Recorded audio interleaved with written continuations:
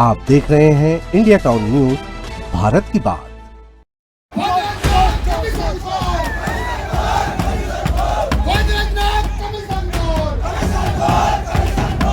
18 पंचायत के 68 गांव के ग्रामीण भी तपती धूप में बैठ करके अपनी मांगों को मनवाने उस जगह से बैठते हैं कि ये जो इनकी 10 सूत्रीय मांगे थी, इन मांगों को कितना जायज मानते हैं। क्योंकि न्यायालय में विचाराधीन है, हाई कोर्ट में है और 25 अगस्त तक समय उसमें दिया गया है। अलग से भी विभागीय मंत्री से भी मुलाकात करके बात चर्चा की और सेक्रेटरी से भी बात की, प्रक्रिया में है। क्योंकि अभी देखा जाए तो माओवाद समाप्त हुए 2 ही महीने बीते हैं। क्या आगे की कार्य योजना है आपकी विकास को लेकर?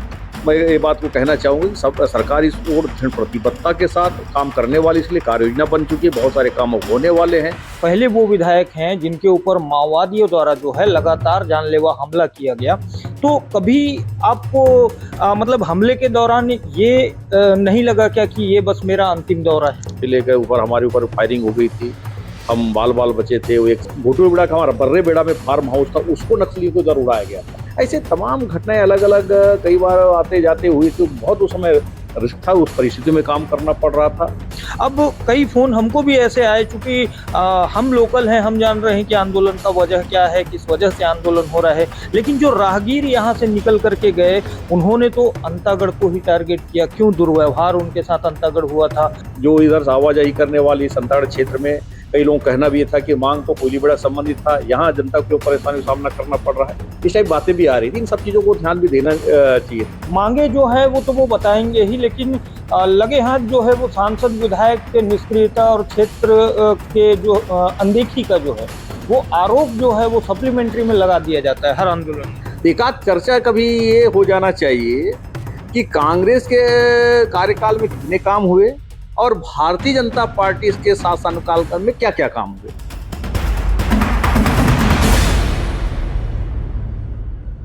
अंतागढ़ में चर्चाओं का बाजार गर्म रहा, क्योंकि अंतागढ़ ने लगातार जो है वो धरना प्रदर्शनों का दौर देखा और इस धरना प्रदर्शन से कोयलीबेड़ा से जो है वो एक भीड़ निकल कर आती है, जो कि अपनी 10 सूत्रीय मांगों को लेकर के अंतागढ़ के जो है मद्रासी पारा चौक में चक्का जाम कर देती है। और उस चक्का जाम में जो है ये दावा किया जाता है कि 18 पंचायत के जो है पे शासन प्रशासन के खिलाफ जो है मोर्चा खोला हुआ है।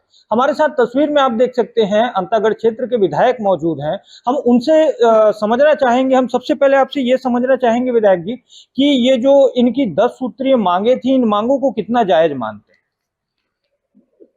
सबसे पहले तो को धन्यवाद दूंगा कि जो आज आपने एक चैनल के माध्यम से एक चर्चा करते हुए वर्तमान में यहाँ पर जो 10 सूत्री मांगों को लेके यहाँ कोयलीबेड़ा क्षेत्र की जनता के द्वारा जो मांग की गई, तो प्रमुख रूप से यहाँ पर विकासखंड का कार्यालय संचालित हो, उनकी मांग थी। उसका संचालन की प्रक्रिया तो बीच में अधिकारी आते थे 2 दिन, स्थायी की मांग कर रहे थे। तो अभी भी मामला भी चूंकि न्यायालय में विचाराधीन है, हाई कोर्ट में है और 25 अगस्त तक समय उसमें दिया गया है। और दूसरी वहाँ पर जिला सहकारी बैंक का नियमित रूप से वहाँ पर किसानों को वहीं भुगतान हो, ये हो, उसके लिए मैं परसों ही अलग से भी विभागीय मंत्री से भी मुलाकात करके बात चर्चा की और सेक्रेटरी से भी बात की, प्रक्रिया में है। तो लोगों को उसकी सुविधा समूह तो जल्दी हो जाएगी। तो बाकी मांगों पर क्योंकि बजट में प्रावधान होने के बाद उसको प्रक्रिया में आना है, ये सब प्रक्रिया के अंतर्गत होना है। तो कुल मिला के मैं कह सकता हूँ कि अभी 31 मार्च 2026 को नक्सलवाद की समाप्ति के बाद ये आंदोलन जो शुरू हुए हैं, अभी 2 माह में लोगों की अपेक्षा है कि जल्दी जल्दी काम हो और यहाँ पर काम होना चाहिए। तो उसके लिए सरकार प्रतिबद्ध है। आने वाले समय में निश्चित रूप से सरकार ये जो माओवाद प्रभावित क्षेत्र जहाँ पर चाहे हमारा अंतागढ़ विकास खंड हो, चाहे कोयलीबेड़ा का क्षेत्र है, वहाँ पर विकास के दृष्टि से हमारी सरकार और तेजी से काम करेगी। और इसके पूर्व में भी जब आपको मालूम है, जब हमारी सरकार 2003 से लेकर 2018 तक थी, तो बहुत सारे यहाँ पर जो संस्थान हैं वो भारतीय जनता पार्टी के शासनकाल में अंतागढ़ हो, चाहे कोयलीबेड़ा में हो, ये स्कूलों के साथ वो आश्रम छात्रावास भी खोले हैं, निर्माण के काम भी हुए हैं। और लेकिन अब नक्सलवाद समाप्ति के बाद लोगों की अपेक्षाएं बढ़ गई हैं, जल्दी से जल्दी यहाँ पर एक इसका समाधान होना चाहिए। ये मांग जनता की तरफ से आई, उसकी सरकार इस ओर दृढ़ प्रतिबद्धता के साथ उन मांगों पर भी सरकार विचार करे, आने वाले समय में इन समस्या का समाधान करेगी। और निश्चित रूप से इन क्षेत्रों में भी विकास के नए बयार और शांति के साथ विकास हो, हमारी सरकार की प्रतिबद्धता भी है। विधायक जी, एक और चीज मैं आपसे समझने का प्रयास करूंगा। एक समय इसी कोयलीबेड़ा से जो है वो विकास विरोधी नारों की गूंज आती थी। जैसा कि बेचा घाट जो एक पुल जो कि बनना था, उसके विरोध में कई दिनों तक जो है वो ग्रामीण वहां पर डटे रहे कि पुल ना बन पाए। एक दबाव उस समय क्रिएट होता था जो ग्रामीण है उनके ऊपर, माओवाद के प्रभाव वाले समय में एक अप्रत्यक्ष दबाव क्रिएट होता था। लोग उस जगह पे कैंप का विरोध करते थे, सड़कों का विरोध करते थे, कई जगह सड़कें खोद डाली जाती थी, कई जगह गाड़ियों को आग के हवाले किया जाता था। आपको ऐसा नहीं लगता कि माओवाद खात्मे के साथ जो है लोगों की जो अपेक्षा है, क्योंकि अभी देखा जाए तो माओवाद समाप्त हुए 2 ही महीने बीते हैं और लगभग आप भी दौरे में हमारी आपसे बातचीत होते रहती, तो आप भी बताते हैं कि कई ऐसे इलाके आज आप पहुंच पा रहे हैं जो आप इसी इलाके के होने के बावजूद आप उस जगह पे पहली बार जा रहे हैं।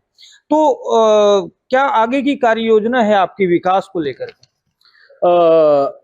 ये बात सही है कि पिछले लंबे समय से बेचा घाट में वहां पुल ना बने, इस बात को लेकर के धरना प्रदर्शन चल रहे थे। वहां तमाम अलग अलग राज्यों के भी कुछ वहां पर जनप्रतिनिधि के साथ साथ कुछ जेएनयू से भी कुछ वहां जनप्रतिनिधि आ रहे थे। साल में जब शुरू हुआ था वो आंदोलन, उस वर्षगांठ मनाते थे, वहां पर लोग बैठे ही रहते थे। लेकिन उस पुल का भी हमारी सरकार आने के बाद 15 करोड़ स्वीकृति हुई, टेंडर लग चुका है, काम होने वाला है। आपके कटगांव के पास वो पुल जहां पर बना हुआ है, जो हमारे अंताड़ पखांजूर से कोयलीबेड़ा आने के बीच बड़ा पुल, उसमें भी ना बने, उसके लिए भी आंदोलन शुरू हो गया था वहां पर 3-4 दिन। लेकिन वहां कैंप बैठने पर तो काम पूरा हो गया। तो कुल मिला के नक्सलवाद, कुल मिला के विकास विरोधी काम तो थे। बहुत जगह स्कूलों को तोड़े, स्कूल ना बने, इस टाइप का भी काम होता था। कुल मिला के यहाँ पर लोग अशिक्षित रहे, कुछ उनके ही साथ जुड़े रहे। यहाँ पर राष्ट्र की मुख्य धारा से जुड़कर यहाँ विकास के साथ उनका संबंध ना रहे। कुल मिला के इस प्रकार की गतिविधियां उस समय बहुत ज्यादा सक्रिय थी। तो नक्सलवाद समाप्ति के बाद लोगों की अभी ये बात आ रही है कि अब 2 माह का ही समय हुआ, अब तेजी से विकास का काम होना चाहिए, डिमांड्स आ रही है। और ये इस ओर सरकार तो काम कर रही है, लेकिन जनता को भी मैं ये बात को कहना चाहूंगा कि सब सरकार इस ओर दृढ़ प्रतिबद्धता के साथ काम करने वाली, इसलिए कार्य योजना बन चुकी है, बहुत सारे काम होने वाले हैं। और आने वाले समय में नक्सलवाद समाप्ति के बाद यहाँ पर जनता की जो डिमांड्स आ रहे हैं अंदरूनी क्षेत्र में, पुल पुलियों सड़कों के साथ बहुत सारे काम, प्रधानमंत्री सड़क के काम हो रहे हैं, स्वास्थ्य शिक्षा, इन सब चीज़ों की ओर सरकार का ध्यान है। इस ओर सरकार काम करने वाली है। कुल मिला के हमारे कांकेर जिले में जो दो विकास खंड है, अंताड़ कोयलीबेड़ा, यहाँ पर अंदरूनी क्षेत्र में जो विकास के काम की वामपंथ उग्रवाद नक्सलवाद के चलते रुके पड़े थे, और जनता जिसको चाहती है कि समय में पूरा हो, इस ओर सरकार प्रतिबद्धता के साथ, इस क्षेत्र के एक जनप्रतिनिधि होने के नाते हमारी भी जिम्मेदारी बनती है, उस ओर हम काम करेंगे। हम जनता को विश्वास में लेकर भी काम करेंगे। ये हमारी सरकार की सोच भी है और इस ओर हम आगे बढ़ भी रहे हैं। अभी विधायक जी, जैसा कि जो है नक्सल मुक्ति की ओर अपन बढ़ चुके हैं, नक्सल खात्मा हो चुका है। अब मैं आपसे एक व्यक्तिगत सवाल समझने का प्रयास करूंगा, जो कि एक आप बड़े भाई होने के नाते मैं आपसे वो सवाल चाहूंगा कि आपके भाई की हत्या जब माओवादियों ने की और आज जो है क्षेत्र माओवाद मुक्त हो चुका है और आप कांकेर जिले के पहले वो विधायक हैं जिनके ऊपर माओवादियों द्वारा जो है लगातार जानलेवा हमला किया गया, तो कभी आपको मतलब हमले के दौरान ये नहीं लगा क्या कि ये बस मेरा अंतिम दौरा है? तो देखिए, मैं उस समय भी एक जनप्रतिनिधि के नाते वाकई ये बात तो था कि नक्सलवाद समस्या के चलते जा रहे थे, तभी जान जोखिम में रख भी दौरा करना पड़ रहा था, कई घटनाएं होंगी। तो कई बार मुझे ये भी रहता था कि वहाँ से हमारे मुख्यमंत्री जी और वरिष्ठ अधिकारियों द्वारा तो मेरे पर मना भी किया जाता था कि आप अंदरूनी क्षेत्र में दौरा करते हैं, आप जिनसे भी जो काम है मुख्यालय में बुलवा के उनसे चर्चा बातचीत करें, इस टाइप के मैसेज आते थे। लेकिन मेरी इच्छा थी कि वहाँ पर पहुँचूँ, अपने कार्यकर्ताओं से चर्चा करूं, बातचीत करूं। और कई कार्यकर्ता भी बोलते, वो उनका रिक्वेस्ट रहता भी एक बार आ जाता अच्छा रहता, तो उस कारण से कई कार्यक्रम भी बन जाते थे। तो उस समय जो घटना हुई, वाकई सही बात, जिला पंचायत के सदस्य रहे हमारे भाई सुम्मत सिंह हुसैनडी, 31 जुलाई 2013 को घर में सुलंगी में आके नक्सलियों के द्वारा उनकी हत्या की गई थी। उसके पहले लगातार मेरे ऊपर 11 नवंबर 2005 को जिला स्तरीय जन समस्या निवारण शिविर कोयलीबेड़ा में था। उसका समापन के बाद हम आ रहे थे, तत्कालीन कलेक्टर, सांसद और अब अधिकारियों काफिले के ऊपर हमारे ऊपर फायरिंग हो गई थी। हम बाल बाल बचे थे। वो एक सचिव की उसमें निधन हो गई थी उसमें। वो बड़ा एक हमला था, 10-12-15 गाड़ियों काफिला था। उसके साथ ही साथ एक स्कूल का लोकार्पण का कार्यक्रम था पानावार में, वहाँ पर मिडिल स्कूल भवन का। उस समय भी स्कूल का कार्यक्रम चल रहा था, फायरिंग शुरू हो गई। स्कूल में दोनों तरफ से एक जंगल एक किनारे, दूसरी तरफ मक्का का खेत था। रात भर स्कूल में ही हमको रुकना पड़ गया था। उसके साथ ही साथ जब डॉक्टर रमन सिंह जी मुख्यमंत्री के नाते विकास यात्रा में जब उनका अंतागढ़ आगमन हुआ था 23 मई 2018 को, तो 22 मई की रात को हमारे गांव घोटूबेड़ा का हमारा बर्रे बेड़ा में फार्म हाउस था, उसको नक्सलियों को इधर उड़ाया गया था। ये कार्यक्रम में यहाँ विकास माने ना हो, मुख्यमंत्री का ये सोच के उड़ाया गया था। और पखांजूर में एक निर्माणाधीन अपना मकान था, उसको 2007 में निर्माणाधीन था, उसको उड़ाने का प्रयास बम से किया गया था। 14 जनवरी 19 को जो मकर संक्रांति का बड़ा मेला पखांजूर में लगता है, उस मेले का उद्घाटन में मैं जा रहा था। उसे वन मंत्री के पद में था। तो जाते समय सुरक्षा में वो लगे थे बड़गांव के आगे और कापसी के बीच में। वहाँ अचानक नक्सलियों के द्वारा वहाँ पर 2 आरक्षकों की वो ब्लास्ट कर शहीद हो गए थे। 2 आरक्षक, एक महिला आरक्षक का किडनैप किया गया था। इस प्रकार की घटना हुई थी। ऐसे तमाम घटनाएं अलग अलग कई बार आते जाते हुई थी। बहुत उस समय रिस्क था, उस परिस्थिति में काम करना पड़ रहा था। वाकई नक्सलवाद को मैं तो करीब से देखा है और कई हमारे क्षेत्र में मैं बात निकली तो बताना चाहूँगा। जो भूनानार, मेरा तो पिताजी वहाँ शिक्षक थे, वो आसपास के 3-4 अच्छे प्रभावशाली व्यक्ति, उसमें हमारे गांव मोनानार के पटेल आयतुराम कोमरा थे, उनकी हत्या हुई। बस्तर के गांधी के रूप में जनपद के सदस्य तेज सिंह मरकाम कलेपरस, उनकी हत्या हुई। और आपके सरंडी में वहाँ के गायता थे रामलाल ध्रुव, वामा जवानी कार, उसमें हत्या हुई। ताड़ुकी में नंदूराम नेताम, उनकी हत्या हुई। इस प्रकार से मैं नजदीक से वो क्षेत्र में भी देखा है। नक्सलवाद के वो चरम उत्सव का दौर था।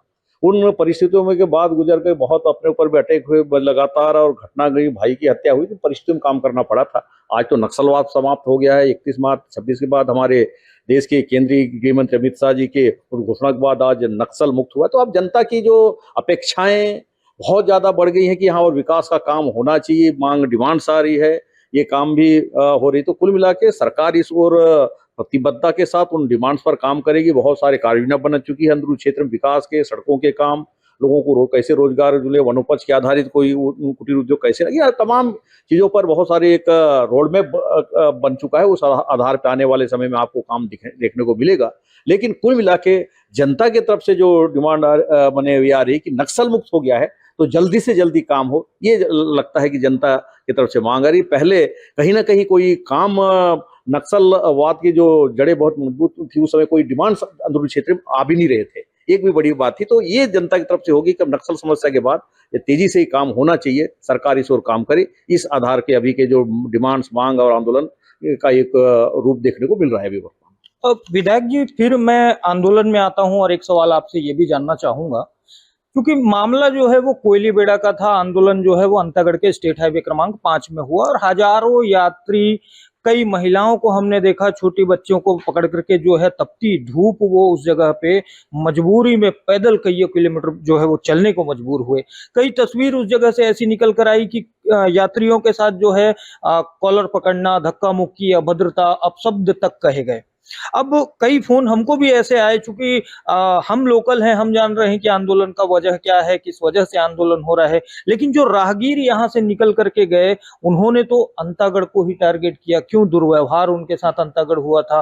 तो एक खेमे के जो लोग हैं जो उस आंदोलन के हिस्से में नहीं थे, उनका यह कहना था कि यह आंदोलन जो है वो अंतागढ़ के बदनामी का भी अप्रत्यक्ष कारण बने। इसे आप किस तरीके से? ये बात तो सही है कि जो मांग अधिकतर कोयलीबेड़ा विकास खंड से संबंधित थी और उसका वहीं से इसका मतलब पूरा मतलब मांग केंद्रित था। लेकिन उसका जब मुख्यालय यहाँ ला करके आंदोलन धरना किया गया यहाँ पर, और बाजार के दिन होने के चलते मेरे पास भी कई अलग अलग फोन आए यहाँ स्थानीय स्तर के, कुछ मीडिया से, कुछ पुलिस के अधिकारियों के, अलग अलग जगह से। जिसमें जो धरना स्थल के अतिरिक्त चारों तरफ से जो रोका गया, तो उससे जनता को बहुत ज्यादा परेशानी का सामना करना पड़ा। कोई बाजार आ रहे थे, वो बाजार नहीं कर पाए, किसी को हॉस्पिटल आना था वो पहुंच नहीं पाए, किसी को और जाना था बस में वो जा नहीं पाए। तो इस प्रकार से उस परिस्थिति से बहुत सारे जनता को परेशानियों का भी सामना करना पड़ा। इन सब चीजों को भी ध्यान थोड़ा रखना चाहिए था।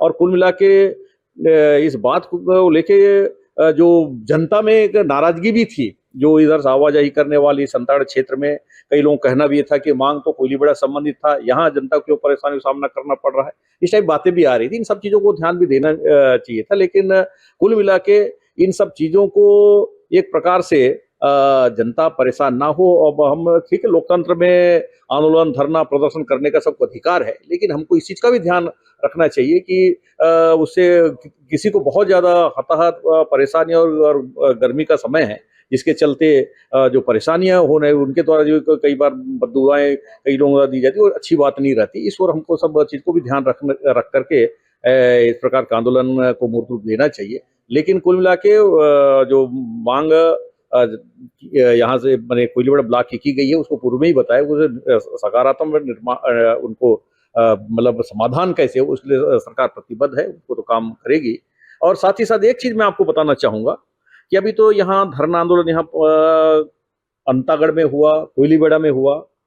एक हम विपक्ष में थे, मुझे आज तारीख भी याद है, 8 दिसंबर 2002 को, जब हम स्थानीय मांगों को लेकर के ही